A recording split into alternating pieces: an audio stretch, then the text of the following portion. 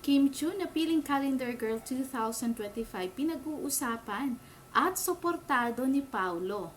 Gulat na gulat si Kim Chu na napili siyang Calendar Girl para sa taon na to ng isang sikat na alak. Ayon sa ulat, hindi makapaniwala si Kim na mangyari ito sa kanyang karera na mapili siyang Calendar Girl 2025. Sabi niya, maituturing niyang pinakamatapang na nagawa niyang desisyon sa taong ito. Nasurpresa siya umano sa kaganapan ng kanyang karera. Ika nga, more mature role ang ginawa niya at in-embrace niya ito. At of course, grateful si Kim sa lahat ng blessings na natanggap niya sa taong ito.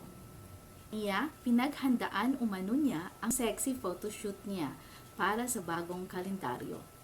Pahayag ni Kim, more than the physical preparation, it's more on mental preparation dahil hindi naman talaga ako sanay to do this kind of photoshoot. Gusto ko lang magbigay ng something new to my audience, my fans, and to experience something I never did. Scary but at the same time, yes, lahat kabado talaga ako.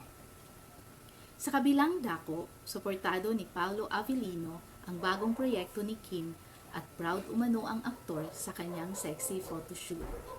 Tinanong pa umano siya ni Paolo kung ready na ba raw siyang sasabak sa pagiging calendar girl. Nag-congrats pa umano at nag-good luck. Dagdag pa ni Kim, suportado siya ng kanyang ka-love team na si Paolo. Kabalita, salamat sa panonood.